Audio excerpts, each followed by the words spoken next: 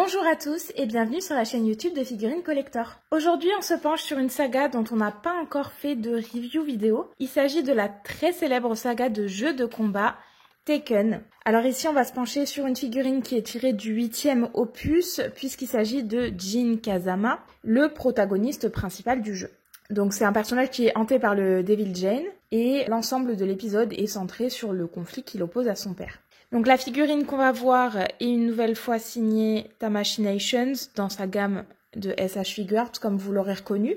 Elle n'est pas encore sortie en France, mais elle devrait arriver relativement vite puisque sa sortie est prévue dans le courant du mois d'août ou de septembre. Bon, je dois vous avouer que je suis vraiment hyper surprise en l'ouvrant parce que ce qui me choque au premier abord, c'est qu'il n'y a pas vraiment beaucoup d'accessoires. Alors la figurine a l'air bien faite, mais vous voyez, on va être vraiment très limité en petits accessoires avec. On va avoir 2 visages alternatifs et 3 paires de mains seulement. Donc je vous montre comme d'habitude les mains dans l'emballage. Donc c'est 3 paires de mains qui sont assez ressemblantes en plus. On a les doigts tendus et après on va avoir 2 autres paires de mains avec les doigts un petit peu plus repliés. Plus évidemment les poings fermés qui sont déjà sur la figurine. En plus de ça, on va quand même avoir un petit décor qui est fourni. Je vous montre ça. Donc c'est un décor en carton, ni plus ni moins. Je trouve que ça compense pas le manque d'accessoires, mais bon, je sais pas si... Il y a sans doute des personnes qui sont intéressées pour avoir un petit décor à mettre derrière pour l'implémenter, donc c'est vrai que c'est un plus. Mais bon, on a toujours un petit manque d'accessoires, quoi. Allez, j'ai sorti la figurine de la boîte pour qu'on puisse regarder ensemble à quoi elle ressemble et un petit peu les articulations. Je commence tout de suite par vous montrer le visage qui est relativement bien fait, je trouve. Alors les yeux sont très très noirs. L'expression est bien faite, je trouve que c'est vraiment pas mal. Alors moi j'ai un petit défaut au niveau du menton, au niveau de la peinture. Mais sinon la peinture est très très bien faite. Il y a des jolies couleurs sur la peau, les lèvres sont vraiment très bien faites. Les cheveux ont un joli sculpte, je trouve, c'est pas mal. Hop. On a ensuite donc notre personnage avec ses vêtements qu'il porte dans le 8e opus de Tekken, qui sont très très bien faits, avec beaucoup de détails. Vous voyez les fermetures éclairs, les petites pièces d'armure, les gants avec un petit effet chromé au niveau des gants, vous voyez, sur les clous. Les vêtements sont bien faits, sont bien représentés. On reconnaît très très bien le personnage. Là-dessus, il n'y a vraiment pas de souci. Allez, on regarde tout de suite les articulations. Donc au niveau de la tête, ça a l'air de plutôt pas trop mal bouger. On a un petit trou un petit peu disgracieux si vous allez à fond, vous voyez. Mais bon, c'est pas non plus méchant. Au niveau de la tête, alors le mouvement vers l'arrière, on est super limité.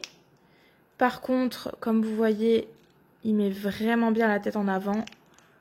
Là-dessus, il n'y a rien à dire. Le cou bouge très bien aussi. Au niveau des bras, alors on va avoir un petit mouvement qui est possible, vous voyez, au niveau de l'épaule. Et ensuite, ça va être le bras qui va bouger. Bon, ça bouge bien aussi, hein. Vous pouvez lui mettre le bras en l'air. Hop. Le coude, il se plie bien. Bon, c'est pas la plus jolie déconnexion qu'il y a, mais ça fait le travail quand même. Ici, ça bouge bien aussi. Alors par contre, pas vraiment de mouvement. Le mouvement est un peu limité dans ce sens-là. Mais sinon, ça tourne bien. Le buste, il va bien vers l'avant. Il va plutôt bien vers l'arrière, mais ça va être surtout la veste à l'arrière qui va bloquer un petit peu le mouvement. Ça tourne. Les jambes. On est plutôt pas mal non plus. Ah si, ce qu'on n'a pas testé peut-être, c'est aussi la jointure des mains. Bon, c'est pas trop mal, vous devrez plier les avant-bras parce que ici on va être limité avec l'épaisseur de la veste. Mais sinon, il peut quand même joindre les mains. Donc il y a quand même pas mal de possibilités. On en était aux jambes qui sont pas mal non plus. L'écart, il est plutôt convaincant. Donc ma foi, ça fait plutôt pas mal de travail. Les chevilles sont mobiles aussi. Vous avez évidemment les orteils qui peuvent se plier également. Donc voilà, des articulations qui sont plutôt convaincantes, je trouve, qui permettent quand même pas mal de possibilités au niveau de la figurine. Alors vous allez être quand même limité sur certaines poses, je pense, mais bon, ça fait quand même l'affaire. Donc c'est vrai que c'est plutôt pas mal, selon mon avis. Avant de mesurer la figurine, je voulais vous montrer les 2 visages additionnels qui sont dans la boîte. On va commencer par le premier qui est un visage, alors je pense un visage en colère de base, ou du moins la bouche ouverte. Les traits sont un peu figés, je trouve, donc ça la rend moins convaincante que ce qu'elle devrait être. Et ensuite, on a un second visage qui est en fait le même que celui qui est sur la figurine, mais qui regarde, vous voyez, sur le côté.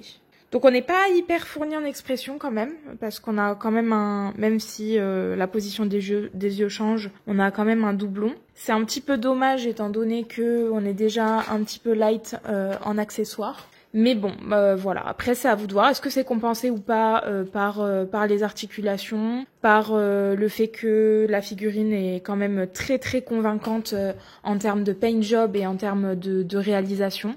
Moi je la trouve quand même vraiment très très réussie. Voilà, c'est à vous de voir un petit peu si ça vous convient ou non et de peser un petit peu le pour et le contre. Au niveau des dimensions, je vais vous la mesurer tout de suite. Donc elle fait 16 cm de haut. 15 cm et demi. Ouais, plutôt 15 cm et demi. Voilà, ça me paraît cohérent en termes de taille. Il faudrait pouvoir comparer avec d'autres figurines de cet univers-là. Je pense que ce serait le mieux pour avoir un aperçu des dimensions et des proportions, si elles sont respectées ou non. Mais voilà, en tout cas, pour cette petite review donc de ce personnage. J'espère que vous aurez apprécié le découvrir avec moi. Si jamais vous êtes intéressé pour le précommander, n'hésitez pas à aller voir le lien qui se trouve en description pour le faire. N'oubliez pas également de liker cette vidéo et de vous abonner à notre chaîne YouTube. Moi, je vous laisse avec un petit aperçu sur la base rotative et je vous dis à la prochaine.